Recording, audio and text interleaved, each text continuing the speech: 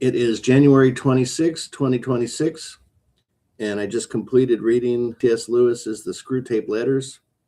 And if you've seen on my channel, I read all the Narnia books, which is what he's most famous for. But he's also a well-known, probably the most well-known author on Christian books. And I've added a whole bunch of his books to the bottom of the Narnia reviews, and this one will be there as well in a folder on my channel. But this one is a work of fiction, kind of, with some Bible related stuff in there.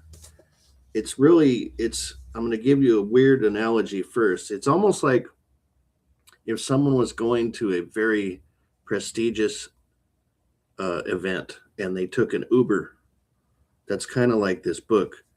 It's a very strange vehicle to get you to something very important.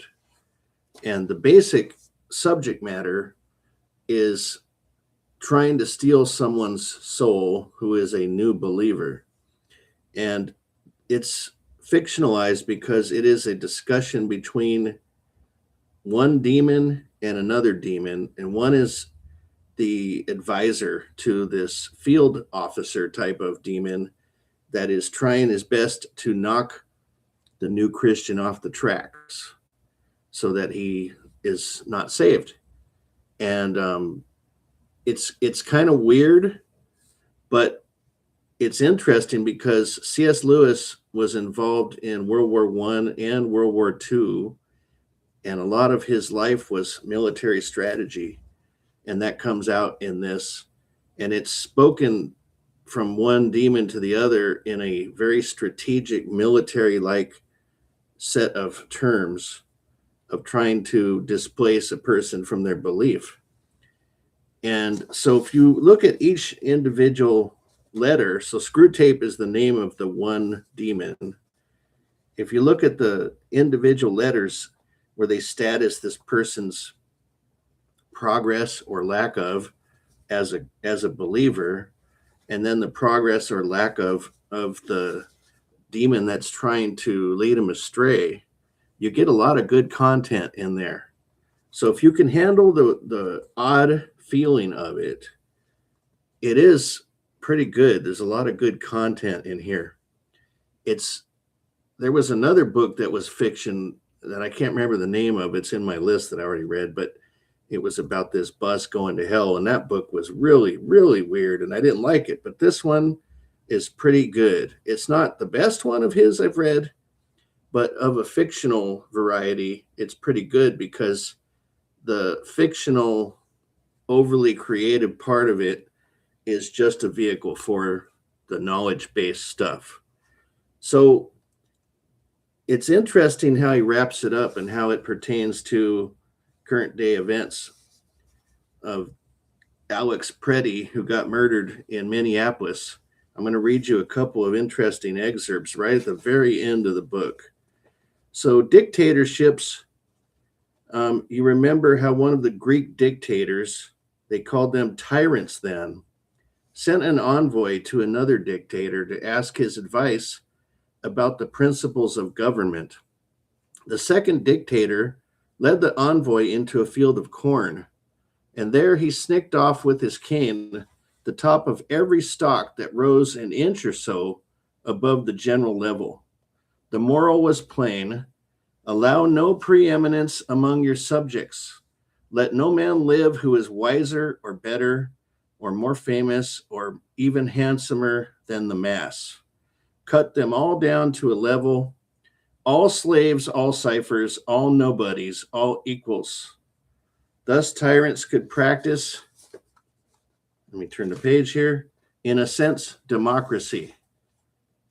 So a lot of what it built up to is discussing the importance of an individual and how if you can pick off individuals, you can pick off the entire country. And that's very important to C.S. Lewis because he fought in world wars where the fate of a country very well could be determined on the outcome of that battle. And here we have Alex Preddy, who was an ICU nurse, highly trained. So from a training perspective, he is above a very large group of people in this country. He's a knowledgeable, educated person. In addition to that, he's doing noble deeds that are above and beyond what the average person is doing as an ICU nurse. He's saving lives of people on a pretty regular basis. In addition to that, he stepped forward and defended a woman that was being pushed on the hard concrete by a man. And this woman was an official auditor that was there to video what those agents were doing. And I got to say it straight up. What kind of a man goes around pushing women on the ground? Are you really that small that you need to do that to a woman? And Alex Preddy stood up and said, don't do that. That's not right. And there's a lot of people that have continued to back up this president who has been using tactics that are very dictator-like. And it can be looked up all throughout history. This is the chopping off of people, making no one special, slandering the poor man after he's murdered, shot in the back, and told to the masses that this guy was attempting a rampage against cops.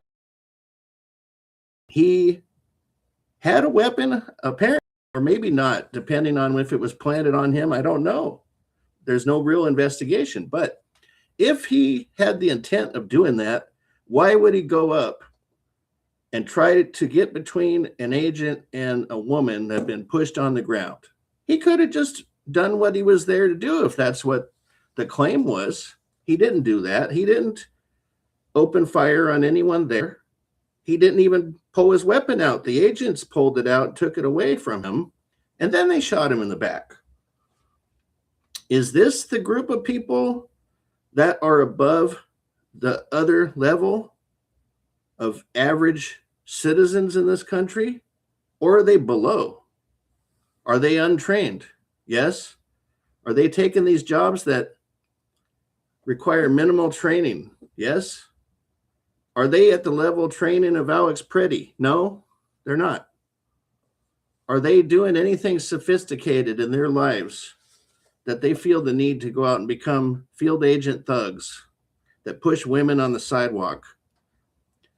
In addition, their fearless leader, the guy with the military-esque cut that just got fired, it seems, he's on there being a tough guy, basically saying, if you don't want to get shot, don't get involved in a situation with any of our agents. Oh, okay, so you're just going to shoot whoever gets involved and speaks up, because no one is allowed to rise above.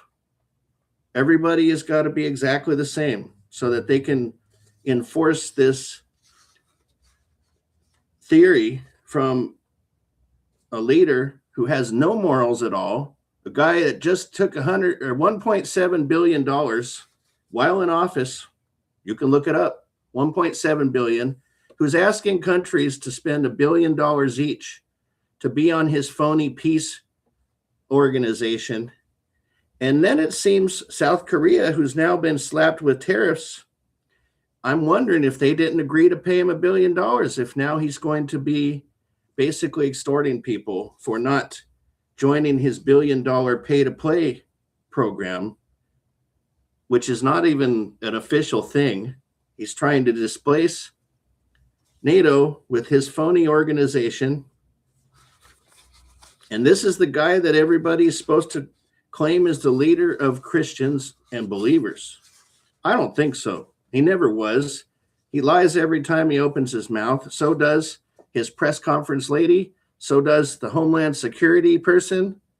Kristi Noem, the dog killer, opens her mouth every time it's lies that this guy was to attempt a rampage. Well, he wasn't.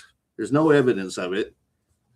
And this book leads up to the very end of it. If you can get rid of the individuals, you can take over everything. So it says, the delusion that the fate of nations is in itself more important than that of individual souls. The overthrow of free peoples and the multiplication of slave states are for us a means, but the real end is the destruction of individuals. The destruction of individuals. This is C.S. Lewis, the most regarded Christian author in the history of America. You can choose to listen to this man, or you can choose to listen to a man that is telling agents that they have unrestricted abilities to go out and abuse people. That whatever they do, they're going to have their back covered, which includes apparently shooting women in the face and shooting men in the back on the sidewalk that are holding with one hand a camera, the other hand up. Alex Preddy stands above those thugs that shot him. He is better than those people. The man that shot that woman in the face, that said F and B after he shot her, he's below the level of that victim. These are not people that you want to idolize and associate with Christianity, law and order, or anything of the sort. They are Gestapo forces. They're not giving one any rights. They're taking their rights away, and they're murdering them in the streets. And it makes me sick. And if you voted for this president because you believe he's somehow got the ear of Christ, when he said himself a few weeks ago on his own plane that he didn't think heaven was in the cards for him, he knows. Everything he says is a lie. Everything he says is a lie. He is there to grift money off our nation, enrich himself and his buddies, hold up the Epstein files. Where are they? He hasn't done anything lawful since he's gotten in, multiple convictions. This is not the man that represents the man upstairs. I take the word of C.S. Lewis that the individual matters. Our nation is formed with a group of individuals that have rights that are not to be abridged. They're not to be taken away by some other person who has a perceived feeling of importance or benefit by shooting a random person. ICE, you guys really screwed up shooting an ICU nurse, because you showed the whole country and the whole world what the point of this is. Stephen Miller said it. You want to do this stuff with no humanity so that they fear and not come across the border into the country. Fear is the motive. It's the purpose. That is not what Christ taught.